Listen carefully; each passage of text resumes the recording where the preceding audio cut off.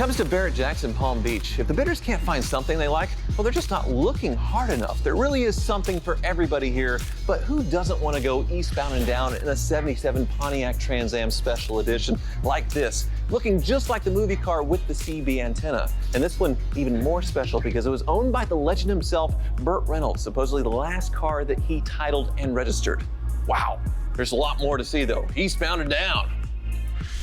How about a pair of screen machines, starting with this 1969 Dodge Charger, modified into a rusty Daytona for the film Joe Dirt in 2001, and it even comes with David Spade's iconic mullet wig to go with it. So cool. Next to it is a 1984 Pontiac Trans Am Kit Tribute, Night Industry 2000, with all the bells and whistles. You buy this and you'll always have someone to talk to. Don't hassle the Hoff.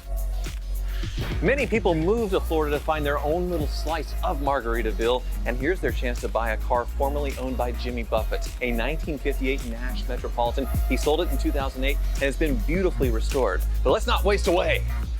Now, if you do move to Florida, you might have to deal with flooding on occasion, and that's where this 1964 Amphicar 770 would come in very handy. 7 means 7 knots on water, 70 miles per hour on land, so this is the perfect car for Florida. But if all else fails, we have a tank, a 1976 Leopard A5 battle tank. Literally something for everybody.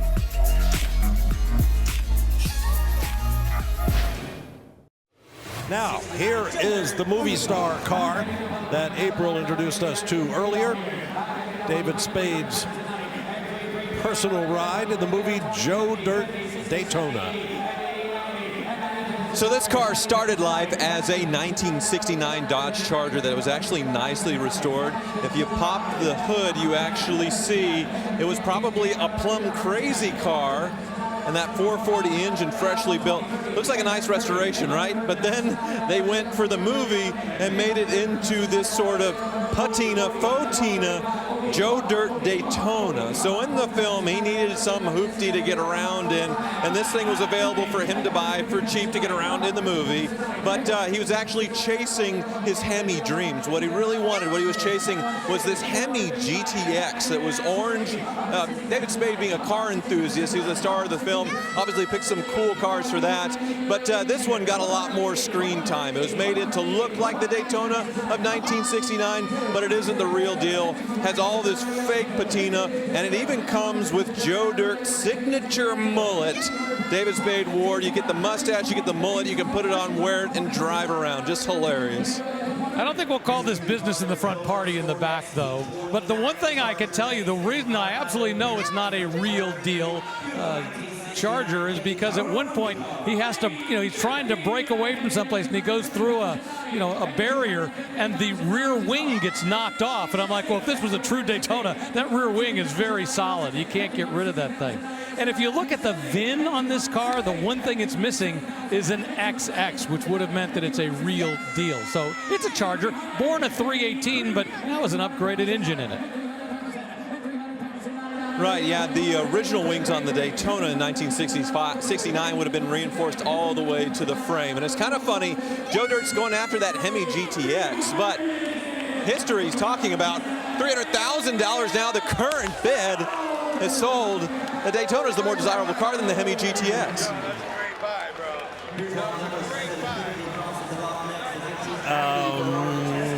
Not sure what to say about that. But anyway, $300,000. What a great looking car. Jimmy Buffett owned this for a while. James William Buffett, by the way, and we all think of him as Jimmy. And boy, I can just picture him cruising around in this thing because it's a classic, Florida Keys kind of car that he could enjoy with all the colors. Well, you can see it comes with a photo of him in period driving the car with his autograph. He owned this until 2008, and then it was beautifully restored to this condition. The Nash Metropolitan, a cute little thing, a smaller and lighter actually than a Volkswagen Beetle, obviously with that classic look. A cool car in itself, but obviously a very cool previous owner. The Nash Metropolitan actually evolved from a show car. It was called the NXI, so it's interesting to think that this was an experimental that they then evolved into this. And essentially it's an American car, but as I remember, I think these were actually assembled in England. And of course, my gut says that when Jimmy Buffett drove it, it was probably a little rougher looking. I just can't imagine him driving something that's this perfect. Oh, absolutely. No doubt it sat in one of his compounds, many in the Caribbean, and, you know, he didn't care. It's outside in the rain or whatever. But you can tell why he was drawn to it. I mean, what a more Florida Margaritaville car than something like this, the Nash Metropolitan. A fun little convertible to cruise around in the narrow streets of the Florida Keys. It's so cool. You know, Jimmy Buffett, of course, the horde of parrot heads that follow him around. Interestingly enough, as popular as he is, Jimmy Buffett, I don't think ever had a #1 hit. Margaritaville, I think, was the highest he ever did. And broke into the top 10, maybe #8. But still today, Jimmy Buffett, boy, he could command huge crowds up until his passing. And, you know, it'd be fun to own a car that was formerly owned by Jimmy Buffett.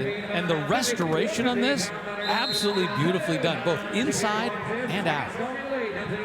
Yeah, you'd certainly be the king of the parrot heads. And I love how the Nashes completely cover up the front wheels. No fender covers. That's just the entire fender itself. Same with the rear, covered up pretty well. And then look at the way the spare is mounted as well. It integrates the license plate light into the mount for the spare tires, or the Continental kit here in the back. Just a cool little car. Well, we've seen for years that cute sells at Barrett-Jackson, and look at the number. We're closing in on $60,000. Now, is it just because it's a cute Nash Metropolitan with a two-tone paint job, or because it was owned by Jimmy Buffett? And $60,000 takes it. I think provenance was a bit of a factor in that buying decision. That ties for second highest sale of the auction and second highest of the day.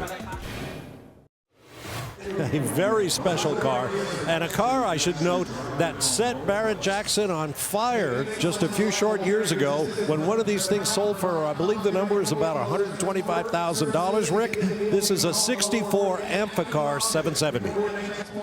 And, you know, these always draw a crowd when they're up here on the auction block for good reason. I mean, it's unique. I mean, it was a production car, and it's called the 770 for a very good reason. The idea was it would go 7 knots in the water and 70 miles an hour on land. Now, you hear plenty of people who will kind of knock these things down. It's not a great boat, it's not a great car, it's just a compromise between. Having said that, you know, it's tough to find anything else that will work this well.